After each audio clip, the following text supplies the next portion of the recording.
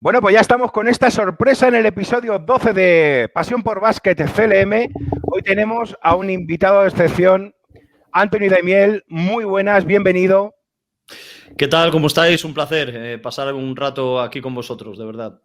Para nosotros es un orgullo que estés aquí en Pasión por Básquet Castilla-La Mancha, porque evidentemente tú antes de nacer, apellidándote Bolaños y Daimiel, tenías que nacer por narices en Ciudad Real, ¿eh? O sea, lo tuyo era clavado, ¿no? Sí, sí, sí.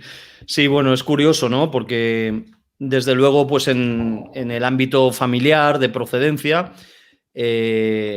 por supuesto, Daimiel como pueblo importante y Bolaños de Calatrava también, digamos que uno sale ya con esa marca registrada, con ese código de barras, ¿no? Luego yo, bueno, pues según fui haciéndome mayor, traté de indagar un poco, no solo en la pura palabra, sino en la heráldica o la procedencia.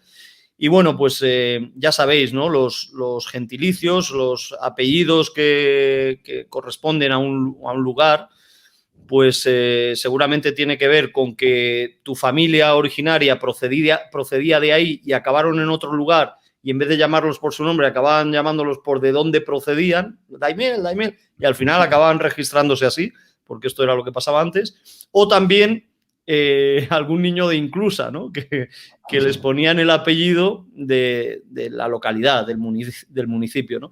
Y luego, en cambio, Bolaños, bueno, pues es un apellido mucho más extendido, porque creo que tiene procedencia gallega. Entonces, claro, por eso está tan extendido, porque los gallegos, menos en Galicia, están en todos sitios y, por ejemplo, hay mucho Bolaños en Canarias, en Latinoamérica hay bastantes Bolaños, pero bueno, por todas las provincias españolas hay Bolaños, y hay otros municipios Bolaños que, bueno, en el caso de Ciudad Real, de la provincia de Ciudad Real, es Bolaños de Calatrava, pero hay otros pueblos también llamados Bolaños. Pero es verdad que bueno, no lo podía negar, ¿no? Y a mucha honra, porque toda mi familia procede de ahí y sobre todo en mi niñez lo viví muy profundamente, muy intensamente, ser de allí. Además, has estado y estás relacionado con Castilla-La Mancha. Quiero recordar, una de las últimas veces, seguramente hayas venido más veces, pero recuerdo, creo que en los partidos que organizaba Luis Casimiro en Puerto Llano, en el que vino el Alba Berlín a jugar con el Gran Canaria, creo que estuviste dando una charla también en Sí, sí, Puerto sí, Llano, sí. ¿verdad?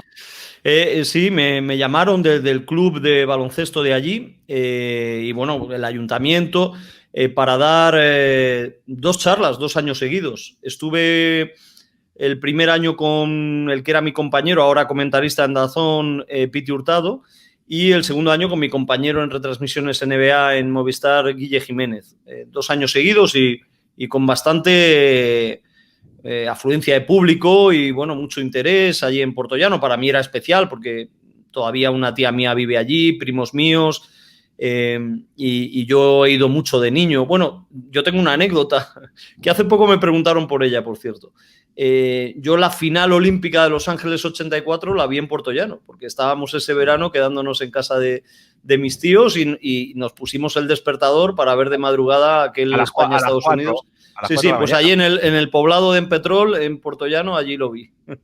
Fíjate, yo la vi en la Solana también y yo vivía en Leganés en esa época, la vi. Fíjate. Yo, lo que pasa es que Claro, yo era verano. era veranito y imagínate. Sí, Madre sí, mía. sí. Pues vamos a empezar un poquito con la actualidad. Empezamos, si te parece, por la Leporo y con cómo llevas a la Leporo ahora mismo.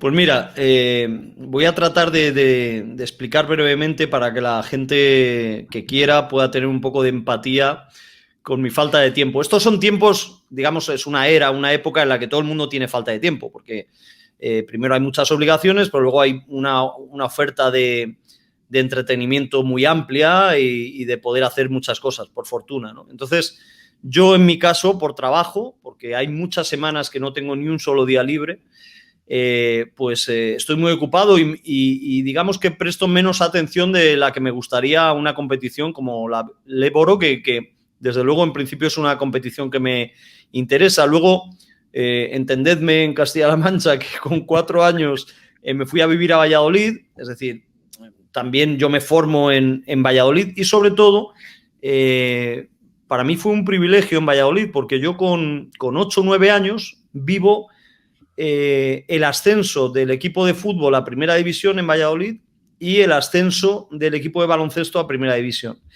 Y luego los 80, como en casi todo, fueron años muy buenos. Fue una década muy buena, de mucho disfrute, de una sensación de lo que ahora se dice tanto de la búsqueda del estado del bienestar. Pues yo igual porque era niño, pero tenía esa sensación en los 80, ¿no? De estado de bienestar, siendo de una familia de clase media, con un solo salario en casa, pero tenía esa sensación de disfrute y la verdad fueron años muy buenos, tanto a nivel futbolístico como a nivel baloncestístico y hubo grandes aventuras e historias deportivas en Valladolid, lo cual me hicieron aficionarme mucho más, aunque ya de origen mi padre era un gran aficionado al deporte y bueno, pues yo lo seguía.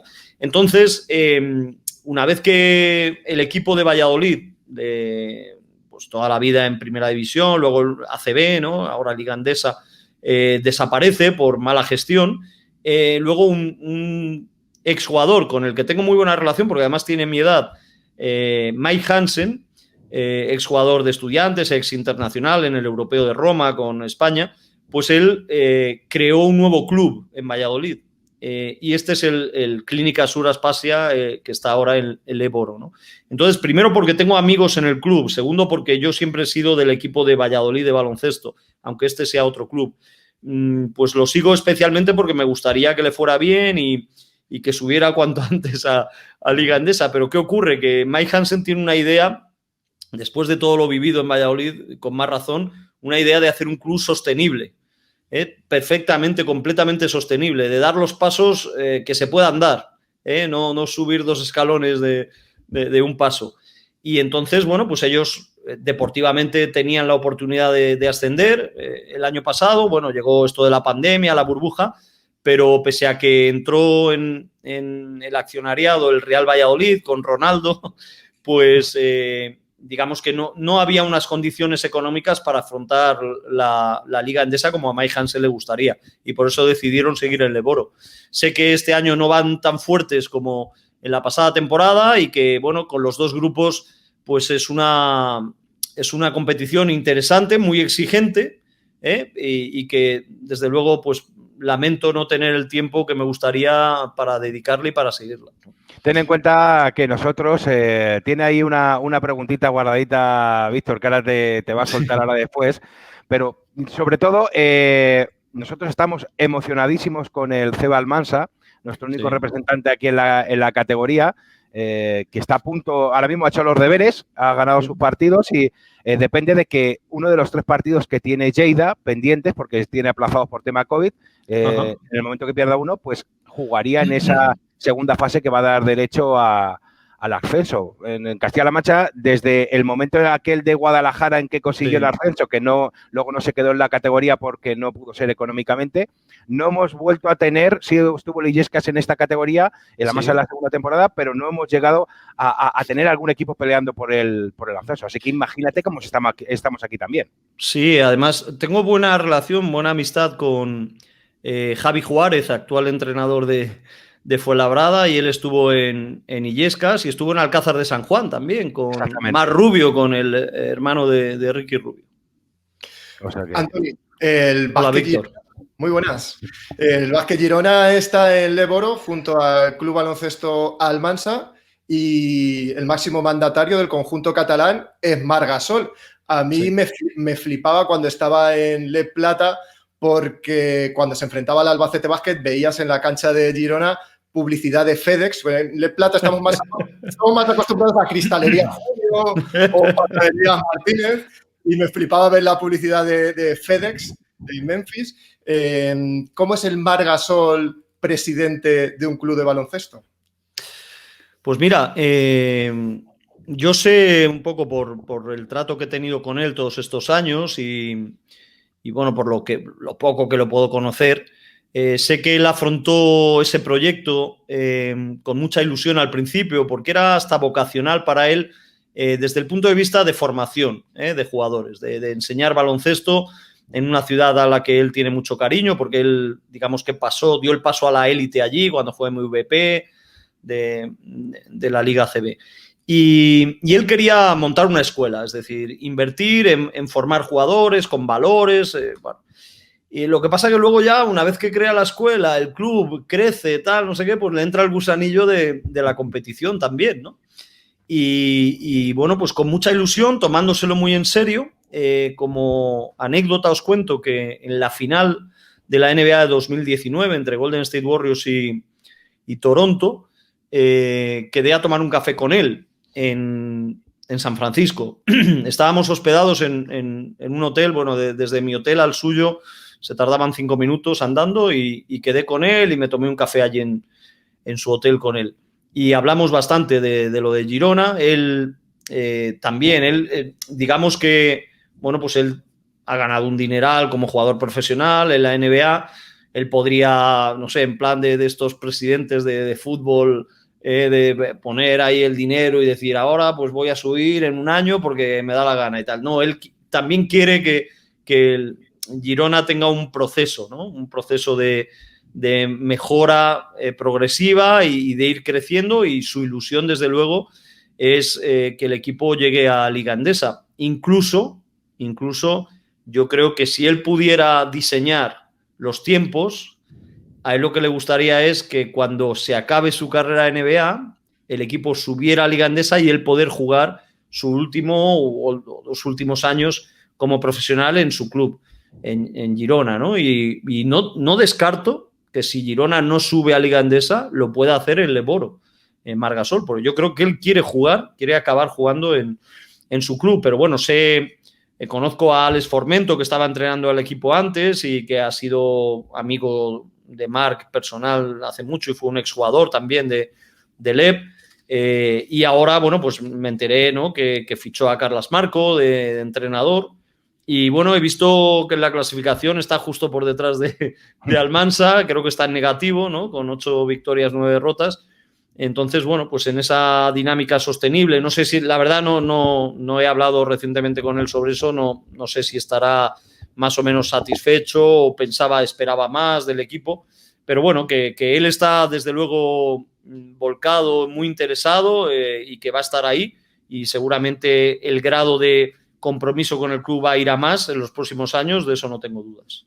Mientras eso sucede, que estamos seguros, si nos lo estás comentando tú, casi seguro que va a suceder, al que sí tenemos ya es a Pau Gasol. Aquí estamos con la piel de gallina desde el momento que salió la noticia. ¿Y qué va a aportar? Bueno, ¿qué va a aportar? No, porque lo que va a aportar más o menos lo sabemos todos, ¿no? Pero ¿cómo va a repercutir a la Liga Endesa y sobre todo a esa Euroliga y a esa selección española el hecho de que Pau ya esté en España y esté preparándose para volver a jugar con la camiseta del Barcelona?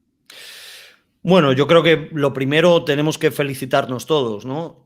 Es el mejor jugador español de toda la historia. Es uno de los mejores del baloncesto FIBA o europeo de toda la historia, y de repente regresa a competiciones nacionales, continentales, con lo cual es una gran noticia. Es un jugador, bueno, pues muy reconocible incluso por el no aficionado al baloncesto o al deporte, ¿no? Lo cual nunca viene mal, ese primer punto de promoción y de reclamo, ¿no? Luego hay un peligro, ¿no?, que yo he ido observando, traté de ir avisando desde que se empezó a hablar de esto, porque ya hubo unos primeros comentarios en verano, y en el verano pasado. Yo siempre he tratado de avisar sobre esto, ¿no? Y es lo complicado que en condiciones normales es que Pau Gasol vuelva a jugar a un nivel considerable, ¿no? O digamos correspondiente a lo que ha sido su carrera. Esto es muy difícil. Entonces yo no digo que imposible, ojalá ocurra, pero es muy difícil y trato de explicarlo, porque yo creo que dentro de las funciones del periodista, del comunicador, pues también está esta labor de tratar de explicar o de preparar a la gente para lo mejor, para lo bueno, para lo no tan bueno. Entonces, ¿qué sabemos? Sabemos que la lesión de Pau Gasol es una lesión muy delicada para jugadores grandes, sobre todo, una fractura por estrés en el hueso navicular del pie. Es una lesión que retiró a Yao Ming, que destrozó, que dificultó mucho la carrera de Kevin McHale, aquel ala pívot de los Boston Celtics, y la tuvo Marc Gasol, y Marc Gasol físicamente, pues yo creo que se resintió después de esa lesión, aunque bueno, pues ha tratado de trabajar y ya la lesión había pasado y por fortuna pudo ser campeón de la NBA, ¿no? Después de esa lesión. Pero es una lesión muy difícil. Luego, se junta con la edad de Pau Gasol. Claro, Pau Gasol ahora mismo tiene 40 años y medio. Y otro problema, quizás, no sé si el principal, pero uno de los principales, la cantidad de tiempo que lleva inactivo. O sea, él, digamos que la última fecha en la que él juega más o menos al nivel que le correspondía, me parece que es noviembre del 18. Noviembre del 18. Estamos a marzo del 21. Noviembre del 18, porque él ahí para de... Yo creo que empieza esa pequeña lesión, piensan que parando un poco y con rehabilitación la pueden controlar, a las 3 semanas vuelve a jugar. Yo creo que ahí hay un pequeño desencuentro con Greg Popovich, con el entrenador de San Antonio Spurs. Vuelve a jugar, pero ya juega menos minutos. Él no estaba a gusto. Se va a Milwaukee Bucks y ahí juega 3 partidos y la lesión se reproduce y bueno, pues hasta hoy no ha vuelto a pisar una cancha. Se comprometió con Portland, pero con una cláusula que decía que si no jugaba en los primeros 15 partidos, Portland podría rescindirle el contrato y así ocurrió, ¿no? Por desgracia. Entonces, no ha vuelto a jugar. Eso es mucha edad. Lo que yo quiero decir es que no hay precedentes en la historia del baloncesto de un caso así y de que vuelva a jugar a un gran nivel. Pero ¿qué ocurre? Que, por otro lado, me pesa un poco tratar de pinchar y explotar la ilusión del aficionado, porque no hay que culpar al aficionado de que tenga en la cabeza todavía muy fresca pues la actuación de Pau Gasol en el Eurobásquet 2015, ¿no? Cuando arrasó a Francia y sobre todo en aquellas eliminatorias, luego a Lituania en la final. Ese Pau Gasol tenía 35 años y tuvo una de las mejores actuaciones que se recuerdan en un Eurobásquet. Por lo tanto, bueno, pues que la gente tenga la ilusión, pero que la gente esté preparada, ¿no? Para pues, si sale bien, si sale muy bien y si no sale tan bien. Yo creo que el Barcelona, el propio Pau Gasol son conscientes, ¿no? de lo que hay y van a ser muy prudentes. Supongo que va a tratar ahora de entrenar, de ponerse a un ritmo mínimo para poder estar en el equipo y poder disponer de algunos minutos en un equipo que ahora es favorito para todo, para Euroliga, para Liga Endesa. Pero dicho esto, bueno, pues ojalá salga bien y ojalá, sobre todo, tengamos a disposición a un buen Pau Gasol para que pueda ayudar a la selección en los Juegos Olímpicos de Tokio si es que se celebran. Yo creo que, por lo tanto, el resumen del regreso de Pau Gasol es muy bueno, pero que no nos llevemos nadie a engaños, ¿no? Que no esperemos ahora que dentro de 10 días reaparece Pau Gasol y va a hacer 25-15 en un partido de Euroliga, porque, bueno, sería una cosa de ciencia ficción.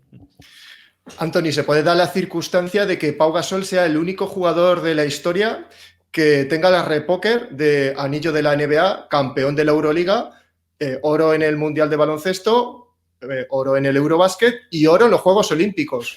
¿Qué posibilidades? Pues bueno, de esas dos que le faltarían, ¿no? Del repóker, yo creo que lo que más difícil está es el oro olímpico, claro. El oro olímpico está difícil porque, bueno, pues también tenemos reciente la victoria en el Mundial del 2019.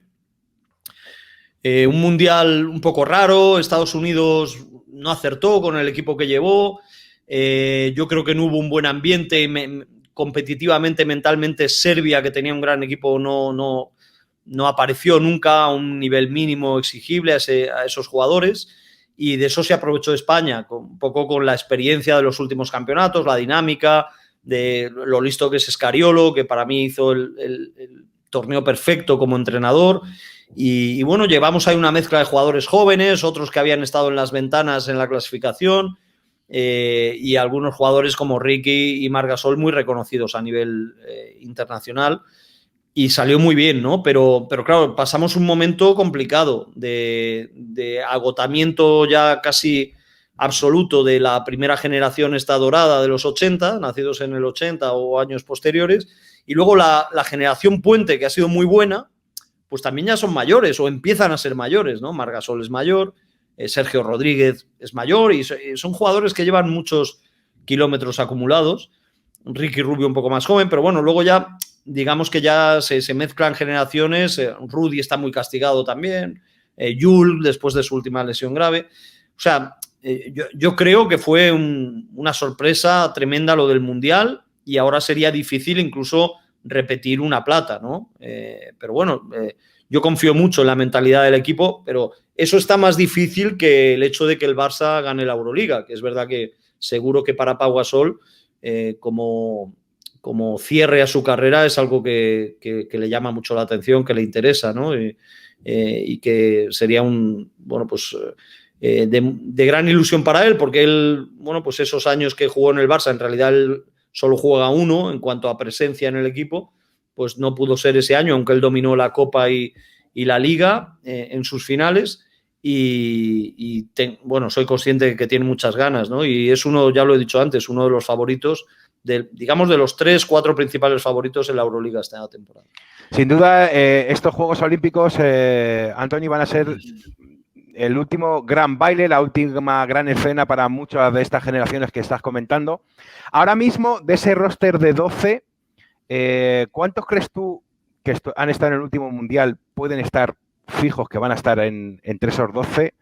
Y sobre todo, si alguno de los nuestros, en un futuro cercano, es decir, o Garuba, evidentemente, o Arteaga, nuestros dos exponentes del baloncesto castellano-manchego, no te digo para estos Juegos, pero para un futuro, cuando vayan desapareciendo estas estrellas, se les avecina, ¿podrían acabar en esa selección española absoluta en los grandes momentos?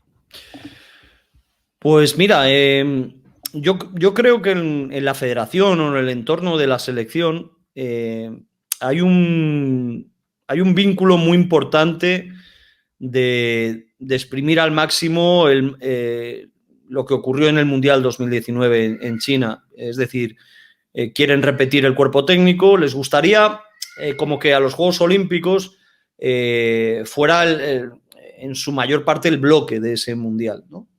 Entonces, bueno, vamos a ver si todos los que estaban pues están bien, si están en condiciones, si no hay lesiones.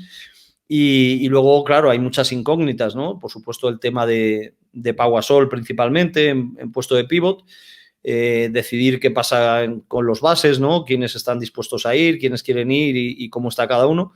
En cuanto a lo que decías de Arteaga y de Garuba, mira, ha habido 3 pivots que en el último año y medio, 3 pivots nacionales que han jugado muy bien, que se ha observado una evolución en su juego. Uno de ellos, desde luego, ha sido Arteaga, otro ha sido Rubén Guerrero y otro Fran Guerra, ¿no? Y bueno, pues han tenido su protagonismo y su reconocimiento con las convocatorias de la selección para las ventanas. Por lo tanto, son jugadores, digamos, a los que sigue y que están en los planes de la federación. Y luego está el asunto Garuba, que es un jugador muy joven. Lo que pasa es que con todos estos que irrumpen tan jóvenes nos acostumbramos a verlos y nos parece como que ya tenemos que exigirles como a otro cualquiera y bueno, pues no hay que perder nunca la referencia de lo jóvenes que son, pese a que estén jugando partidos muy importantes. Yo creo que Garuba, yo le daría más, un porcentaje mayor de oportunidades o de opciones a Garuba que a Arteaga, porque es un jugador específico. Quiero decir, en 2 o 3 cosas que hace en la pista es muy bueno y son cosas muy importantes siempre para los entrenadores, y en eso que es muy bueno puede ser un top a nivel internacional dentro de unos meses, cuando se disputaran los Juegos Olímpicos. Él, la manera en la que carga el rebote, en la que defiende muchas situaciones y sobre todo, principalmente, la capacidad que tiene para defender a pequeños después de bloqueos, tras cambios defensivos. Esto es algo muy valorado en el baloncesto de hoy en día, cuando se juega tanto con small ball, ¿no? Con jugadores pequeños, sin pivots. Tener un jugador como Garuba es fundamental. Y en el caso, bueno, pues de que no salgan las cuentas con los que van a ir seguro, me refiero a Billy Hernán Gómez, pues va a ir seguro. Oriola, que ha estado en las últimas convocatorias y que está en el Barça y que sigue teniendo un papel en el Barça, pues también va a ir seguro. Entonces vamos a ver qué pasa con Marc, que si él quiere, debería estar. Y luego el caso de Pau. Si falta Pau, yo creo que tiene opciones. Usman Garuba tiene opciones de estar en los Juegos. Anthony, vamos a hablar de Dwayne James, que fue un primo de LeBron James, que jugó en Quintanar y Guadalajara y utilizó su apellido para promocionarse. ¿Qué opinas de este tipo de jugadores? ¿Es Dwayne James el Paquirrín del baloncesto? Bueno, yo creo que hay que... A este tipo de jugadores hay que respetar en cuanto a que es gente, bueno, pues quizás con menos condiciones, que en este caso, por supuesto, que su primo, pero digamos que hay un mercado muy amplio de jugadores en Estados Unidos que pueden ofrecer ese nivel que se exige en este tipo de competiciones, ¿no? Él, como decías, ha pasado por Quintanar, por Guadalajara, pero por Oviedo, Canoe, o sea, ha pasado por varios equipos, lo cual significa que bueno, pues que no lo hacía mal y que lo iban llamando de otros que ya lo conocían por verlo en directo, ¿no? Muchas veces se utiliza, o ellos mismos, sobre todo su entorno, su representante, utiliza lo de, bueno, es primo de LeBron, tal, no sé qué, porque piensan que la primera puerta o las primeras se abren más fácil con esto, pero luego es un problema, porque claro, cualquiera, no sé, cuando jugara Guadalajara fuera y fueran a otra ciudad, en el periódico local dijeran, viene un primo de LeBron, y iría gente al pabellón y luego lo vería y diría, hombre, pues es primo.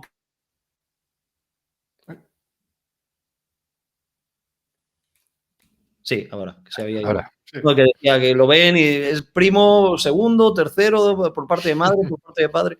Pero bueno, yo creo que es gente que bueno, pues tiene un amor por el deporte, por el baloncesto, y todos sabemos las condiciones económicas que hay, por desgracia, bueno, pues bajas, mucha gente por sueldos muy bajos, más casa y manutención, pues vienen a jugar a competiciones en Europa y bueno, y lo hacen por amor al baloncesto y porque piensan que pueden pasar una serie de años conociendo mundo y viviendo experiencias y bueno, y si acaso suena la flauta, pues mejorar algo para poder ahorrar algo, pero bueno, yo lo que recuerdo de así haber visto algunas imágenes, sobre todo cuando llegó, ¿no? Que era un alero, un jugador fuerte y bueno, pues buen defensor en ocasiones, reboteaba y tal, un jugador completo, ¿no? Un jugador completo, pero claro, no, digamos que lo de el vínculo familiar, pues en cuanto a esas condiciones que tiene LeBron James, pues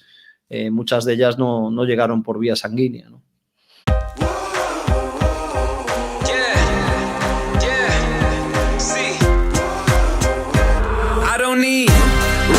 I'm on a mission, I'm paying dues, I'm in position, I'm staying up, it's getting late, you're doing good, I'm doing great, I'm staying up, it's getting late, you're doing good, I'm doing great.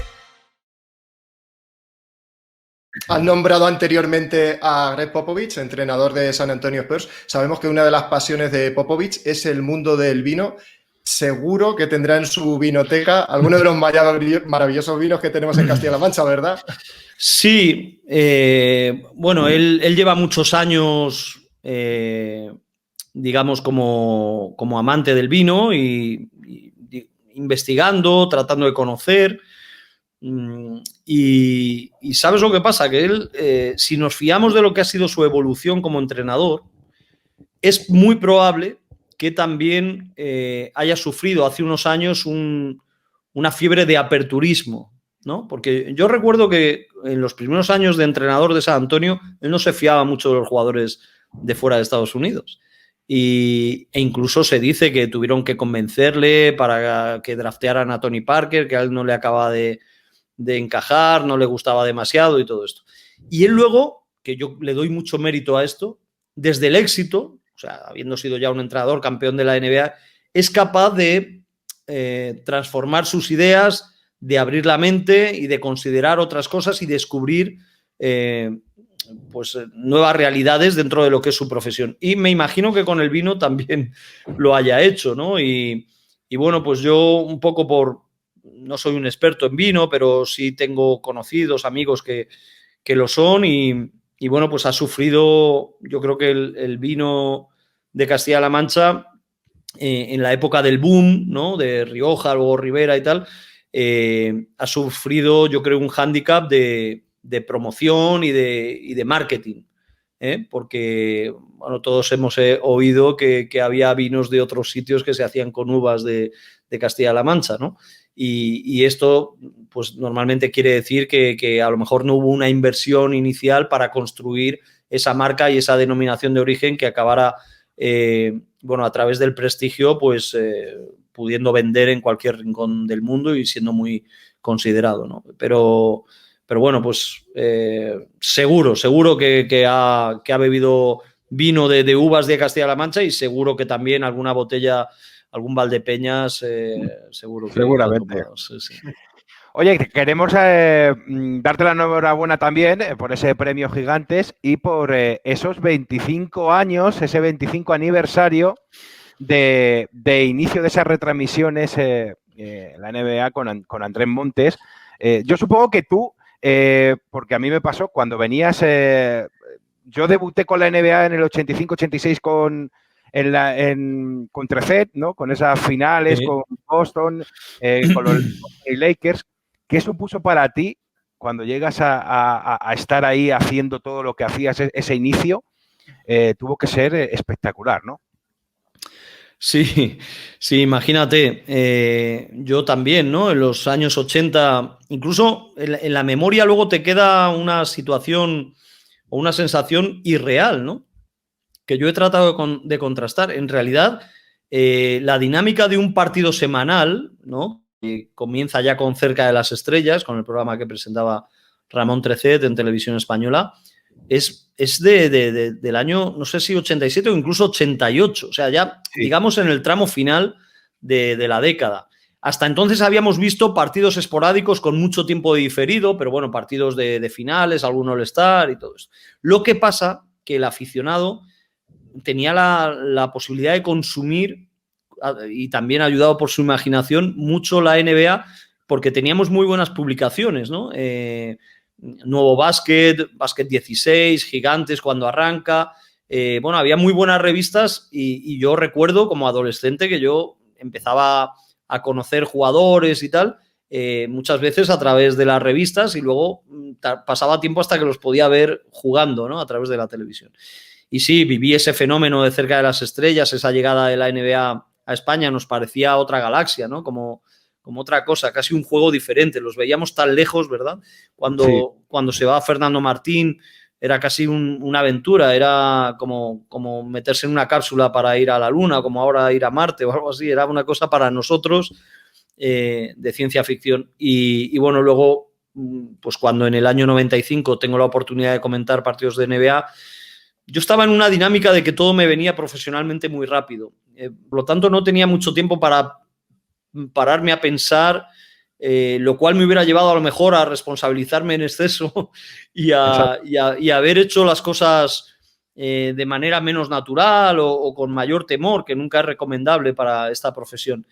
Me llegó todo muy rápido, desde luego muy agradecido, fui un privilegiado, con mucha suerte, estuve en el momento oportuno, en el lugar justo y sí, y además tengo la suerte de que llevo celebrando el número 25 mucho tiempo, porque primero fue la temporada número 25, pero luego, claro, con esto de las temporadas, luego posteriormente ha llegado ya la fecha de 25 años, ¿no? Es decir, el 1 de diciembre se cumplieron, el pasado 1 de diciembre, 25 años de la primera retransmisión de un partido de NBA en el entonces Canal Plus, ahora Movistar, y ahora se han cumplido 25 años de nuestro primer viaje, digo nuestro, Montes y yo, a Estados Unidos, a San Antonio en concreto, para el All-Star de 1996. Y bueno, ¿quién me iba a decir a mí en aquella época que iba a aguantar 25 años? Que a lo mejor en aquella época no sonaba tan raro, ahora suena rarísimo, ¿no? Que alguien en un puesto de trabajo y de cara al público pueda estar tanto tiempo, ¿no?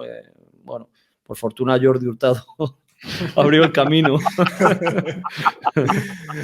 En mi opinión, Anthony, hay 3 momentos claves en la historia del baloncesto español que los han impulsado para siempre. Uno es la medalla de plata de Los Ángeles 84, otro es la generación de oro de los Gasol, Navarro, Felipe Reyes, y otro es el inicio de las retransmisiones de Andrés Montes y Anthony Daimiel.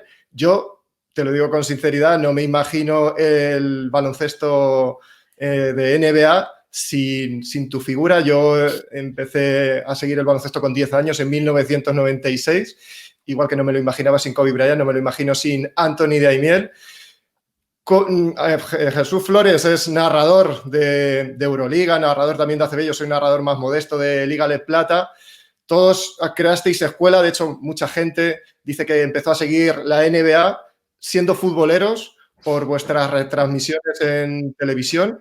¿Cómo definirías el estilo de narración del gran Andrés Montes? Pues mira, lo primero que quiero decir, digamos, en respuesta a todos esos halagos, ¿no? En cuanto a referencia, es que efectivamente, bueno, nos tocó hacer NBA en un momento en el que, gracias, por supuesto, a lo que era Canal Plus, ahora Movistar, y al desarrollo tecnológico, pasamos de un producto muy específico de frecuencia semanal, que era Cerca de las Estrellas. Yo siempre quiero reconocer que al pionero, ¿no? Que es Trecet y Cerca de las Estrellas, que a veces, claro, pasan tan rápido los años y tantos años que a veces ya los más jóvenes no tienen esa referencia, ¿no? Pero eso empezó ahí. Y luego lo que ocurre es que con nosotros en Canal Plus empezó la frecuencia mucho mayor y empezaron a llegar muchas más imágenes y además yo diría que mejor ordenadas, porque en Televisión Española sería muy difícil para la gente que hacía NBA en aquel momento hacerse un hueco. Televisión Española lo tenía todo, ¿no? Pero en ese momento en Plus había oportunidad, había un canal que era Sportmanía, otro Canal Plus. Bueno, pues estaban separados 3 partidos por semana en Sportmanía, 2 en Canal Plus al principio, el programa NBA en acción, luego pues otra serie de programas que nos llegaban producidos desde NBA y aquí traducíamos. Había ya una programación muy completa de la NBA, ¿no? Y sobre todo los directos. Claro, en NBA solo había habido directos de algún partido de la final y no sé si de alguno del All-Star, y de repente empezaba a haber partidos en directo en medio de la madrugada con lo que eso supone. Y luego Montes, ¿no? Que desde luego fue responsable principal de ese fenómeno, ¿no? Porque Montes era un periodista que llevaba muchos años, había estado en la radio con José María García, luego pasó un mal momento personal por temas de salud y profesional, porque salió de Antena 3 Radio y se quedó sin trabajo. Le dieron un trabajo en Radio Voz, que era una radio gallega, ¿no? Empezó siendo, sí, era Radio Voz. Y bueno, aquí en Madrid él estaba haciendo los partidos para Radio Voz Madrid, para local, del Real Madrid y del Atlético de Madrid de fútbol, ¿no? Eso es lo que estaba haciendo cuando Canal Plus lo ficha para hacer NBA. Entonces él lo tenía muy claro desde el principio. Él sabía que él tenía que aprovechar la oportunidad, que había que montar un show, que había que ser respetuoso con el deporte, pero que había que ayudar de otra manera a, digamos,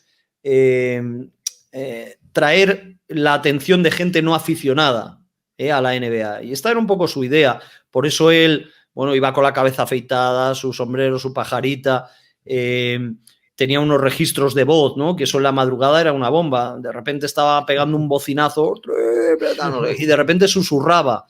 Y claro, yo me imaginaba a la gente que estuviera en casa con el volumen a las 3 de la madrugada, pero bueno, ahora no le oigo. Subía, luego el bocinazo despertaba a su familia. Nosotros muy al principio, que no había ni internet en la primera temporada y media, ni comunicación por email, nos llegaban cartas y postales, ¿no? Con el feedback de la gente. Y recibimos una carta de un aficionado que nos influyó mucho. Y él decía que estaba de madrugada viendo un partido, pues era un chico joven, y su madre se levantó a beber agua. Y que, claro, después de beber agua se asomó al salón y lo vio. Y ¿pero qué estás viendo, hijo? Tal, no sé qué. Y entonces algo le llamó la atención. Se sentó un rato con su hijo y nos, digamos que se quedó un buen rato y ya nos dijo su hijo que a partir de ahí pues se veía algún partido, o trataba de conocer, o preguntaba por jugadores. Por lo tanto, es un ejemplo del resultante o de la consecuencia de lo que Montes buscaba, ¿no? Y yo, que era un chico joven, que empecé con 25 años y que trataba de adaptarme al narrador y de adaptarme a Montes, y pues desde luego yo creía completamente al 100% en esa teoría de él, de lo que había que hacer, de cómo había que hacerlo. Y bueno, desde la improvisación, sin guión, con poca preparación, pues digamos que tratamos de alimentar ese modelo. Ese modelo también, los jefes yo creo que no nos veían mucho, era la madrugada, era baloncesto, extranjeros, podíamos decir un poco lo que nos diera la gana y no pasaba nada, ¿no? Eso lo fuimos comprobando según pasaron las semanas o los meses. Tenemos que seguir con la... Vamos a seguir, sí. Jesús, le quiero hacer un par de preguntas a Anthony de la actualidad, ya que el All-Star ha estado tan reciente, sobre todo por el concurso de mates con ese beso interruptus de Simmons, que consideran algunos que es uno de los peores mates ganadores de la historia. Y quiero preguntarte a ti, Anthony, para ti, ¿cuál ha sido el peor mate ganador de la historia del concurso? Y por contra, el mejor, o por lo menos dame un top 3 de ambos. Bueno, ha habido años que nos han dejado así, bueno, pues que ni frío ni calor con el concurso de mates, ¿no? Recuerdo uno que ganó Glenn Robinson el hijo, ¿no? El que, bueno, ahora ha sido cortado hace poco, pero el que ganó Glenn Robinson, el que ganó Diallo, bueno, pues han sido concursos no muy llamativos, ¿no? Y este al que te refieres, el del 2021, yo creo que los 3 participantes, a ver, estamos en pandemia, solo 3 participantes en el descanso del partido, las condiciones ya para que fuera un buen concurso de mates no eran las ideales. Y luego la imposibilidad de elegir a jugadores algo más mediáticos. Y yo creo que son 3 potenciales buenos concursantes. Y luego el jurado yo creo que puntuó en el primer mate mal, muy bajo a Stanley, y ya sacó de la competición a este jugador. Ya se vio con la necesidad de buscar algo en el segundo, pero era un mate muy parecido al primero. Nada, fuera. Y entonces este Simmons tiene una gran capacidad de salto, sobre todo muy explosivo, pero es un jugador de 1,92 m y en la elección del mate que hizo, pues es verdad, ¿no? Es un interruptus que como imagen a la hora de publicitar esto ha sido el concurso de mates, pues te deja frío. O sea, no, yo me quedo con las series de Conley, de Stephen Curry en los triples y paso página rápido del concurso de mates. Y en cuanto a los mejores, bueno, desde luego los que veíamos por televisión, de aquel duelo, ¿no? de Jordan Wilkins, que ganó Jordan y que se dijo que había gente que decía que era un robo a Dominic Wilkins, Spud Webb, por supuesto, y luego el del año 2000 de Vince Carter, McGrady, Steve Francis en la final, yo creo que es el mejor que yo he hecho, de largo, me parece. Y luego ha habido recientemente uno muy bueno, el de Aaron Gordon y Zach LaVine, me parece que estaba. Hemos tenido a Derrick Jones recientemente, que es un gran matador también, o sea que bueno, ha estado salpicado de cosas buenas y cosas malas, pero hay mucha gente que utiliza el tópico con el All-Star de que ya los partidos no son como eran, el concurso de mates no son como eran, los triples no son como eran, y bueno, yo creo que hay matices, ¿no? Hay que tratar, como os decía antes con lo de Pau Gasol, hay que tratar de explicar a la gente cómo son las cosas lo primero, fuera de tópicos y de generalidades, y luego por qué son las cosas así, ¿no? Y el partido de las estrellas en 2018, 19 y 20 yo creo que había mejorado bastante en ritmo ascendente, y ahora la pandemia yo creo que ha perjudicado, ¿no? Y que ha vuelto a ser un partido más ligero, ¿no? Más liviano, por así decir. Y los triples, yo quise dar el dato de que los concursos en general son mejores ahora que antes. Es decir, si tomamos en cuenta, no sé, las 12 mejores actuaciones de toda la historia en cuanto a porcentaje, es decir, balones que tienes disponibles y los que metes, pues de esos 12, seguramente 7 u 8 son de los últimos 6, 8 años. O sea que, claro, ahora se tira más de 3, tiene que, lógicamente, que haber mejores tiradores. Antes de hablar, queremos volver a retomar tu libro y tengo también otra pregunta sobre la obra esta académica sobre cómo ser un periodista deportivo, en el que creo que también colaboras. Queremos hacerte un par de preguntas por ahí. ¿Cómo se lleva eso? Te he oído en alguna entrevista de convivir en un chalet varios compañeros, entre los cuales está Maldini, creo que también. Sí. ¿Teníais tiempo para hablar? Porque con tanto vídeo cada uno de lo suyo. Y segundo, ¿de qué hablabais? ¿De rugby? Porque claro,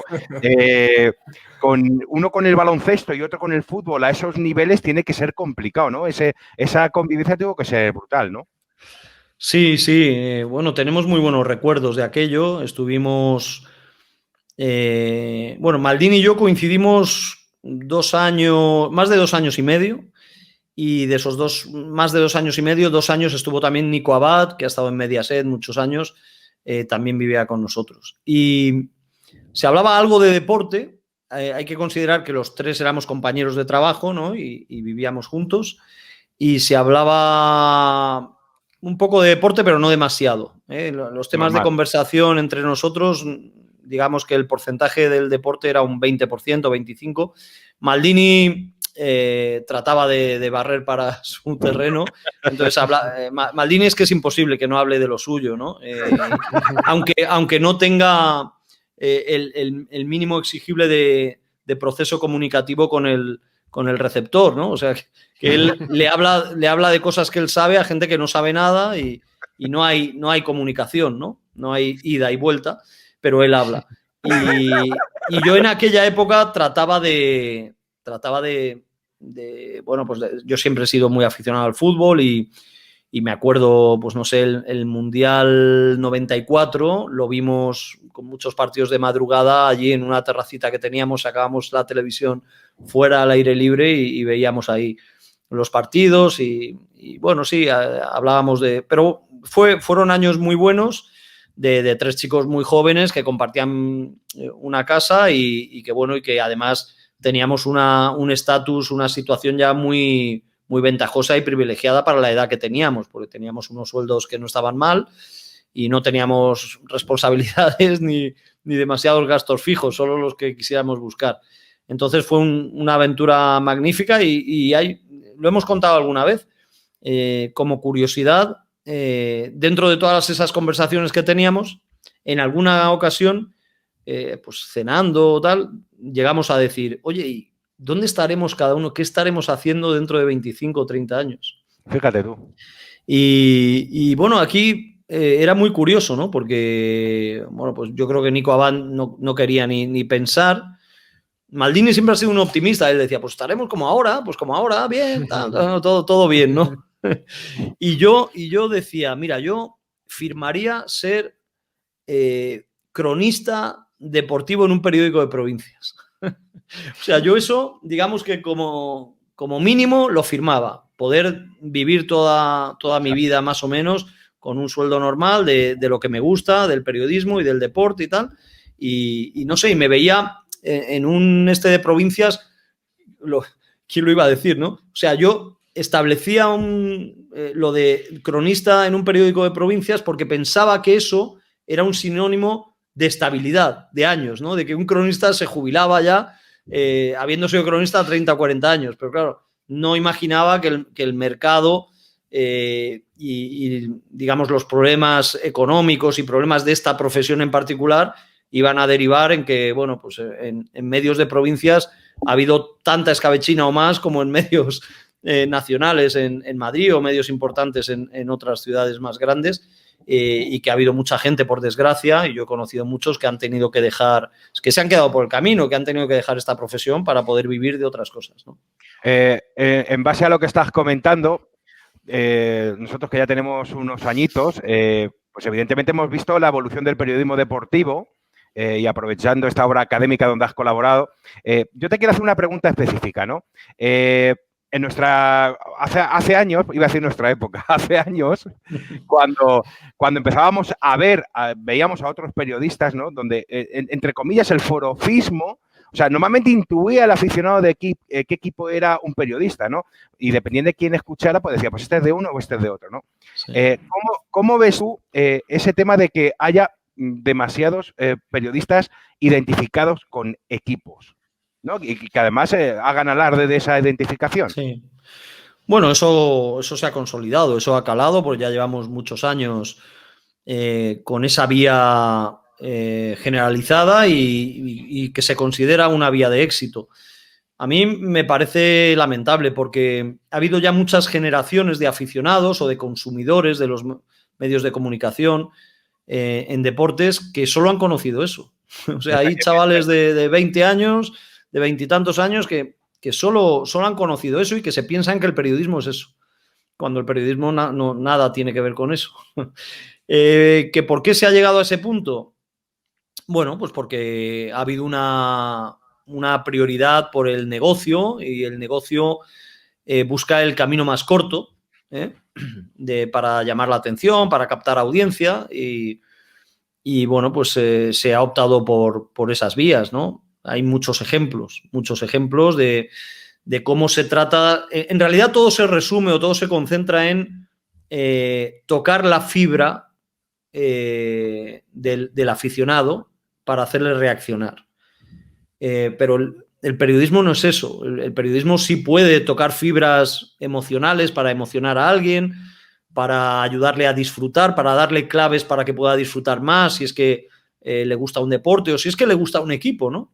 Pero bueno, partir de exacerbar el vínculo con unos colores o con unos deportistas y el odio a otros, porque claro, cuando exacerban la afición y el amor, como dicen a algunos, pues están exacerbando el odio a otros y esto vende mucho y esto llama mucho la atención.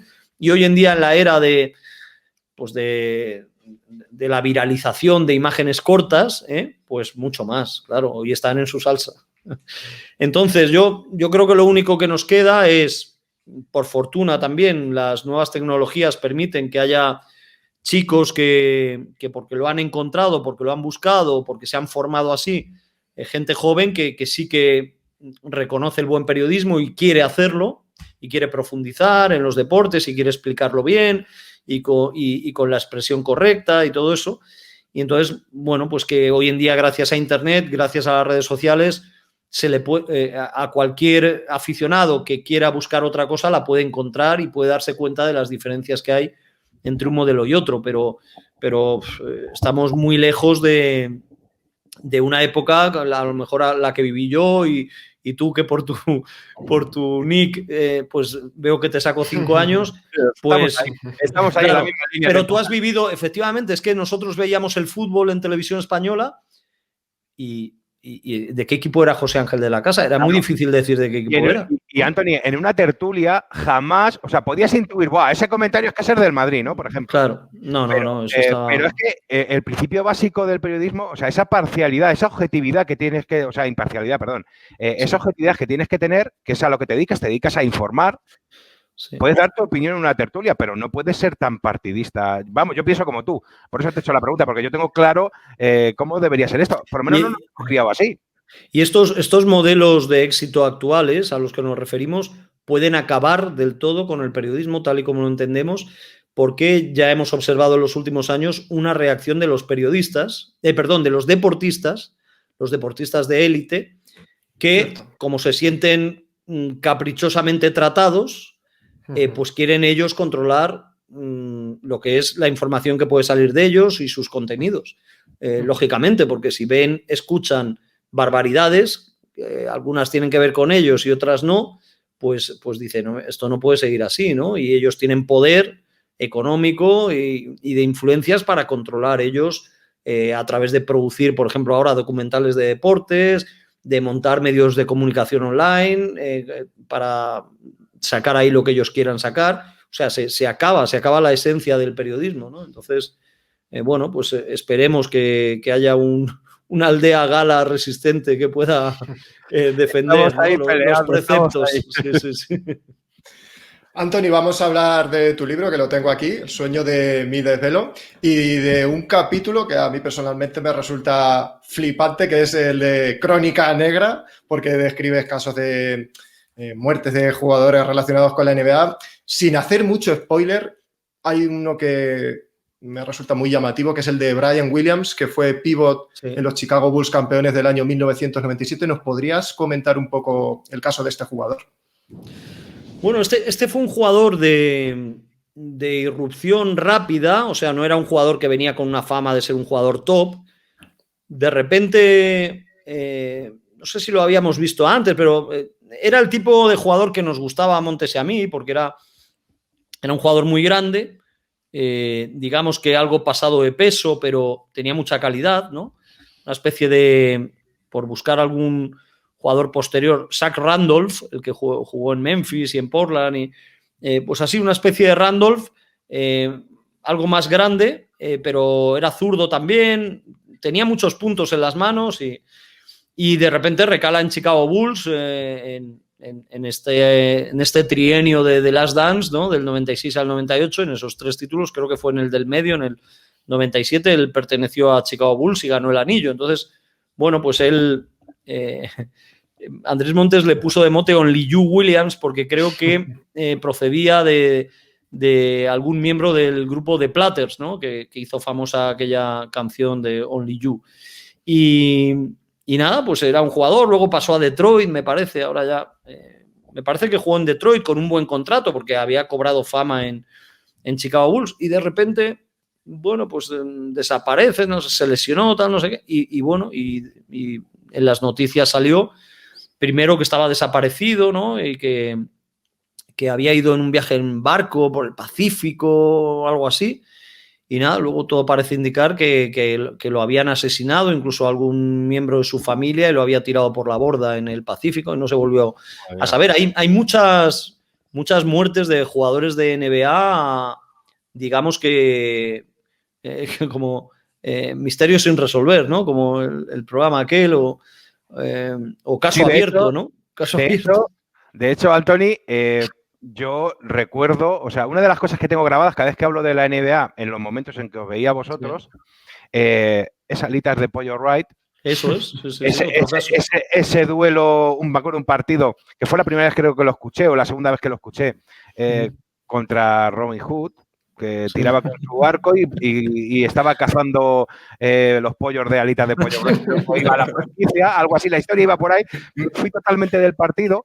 Pero ahora lo que me impactó es, años después, la muerte de Wright, el excompañero de Garnett. Bueno, creo que no han podido coger ni saben nada de quién pudo ser su asesino, ni hay nadie en prisión por ese asesinato, ¿no? Sí, una cuestión, la verdad, que llama la atención. Alguien que ha sido importante en la NBA y que de repente muera en esas circunstancias, ¿no? Ahí se encontraron el cuerpo tirado en un campo, ¿no? En un bosque. Bueno, hay muchos casos de estos, ¿no? Digamos que también por eso, volviendo un poco a los preceptos del periodismo, es importante, tratando de siempre que se pueda no frivolizar, pero explicar cuáles son los entornos de estos jugadores. Porque luego pasan este tipo de cosas y si el espectador sabe de dónde viene, de qué tipo de barrio, de qué familia y tal, pues se puede explicar mejor algunos comportamientos en la pista o sucesos como estos lamentables y desgraciados que puedan ocurrir después, ¿no? Y bueno, pues hemos vivido recientemente una época apasionante con este asunto durante la pandemia del Black Lives Matter y todo lo que ocurrió, el parón aquel de Milwaukee en aquella noche de finales de agosto, toda la acción reivindicativa contra el racismo, contra la violencia policial. Yo creo que es algo que hemos vivido en medio de este año tan difícil y tan complejo, pero cuando pasen años se estudiará bastante y se recordará todo lo que ocurrió con la NBA como punta de lanza de reivindicación, y mucha gente piensa que ha tenido una influencia importante en el desenlace de las elecciones a la presidencia de Estados Unidos. Víctor, nos estamos quedando sin tiempo, tenemos algo por ahí, ¿no? Sí, una última pregunta de referencia con el libro. Le quiero preguntar por la crónica rosa, Anthony, porque alucinaba a finales de los 90.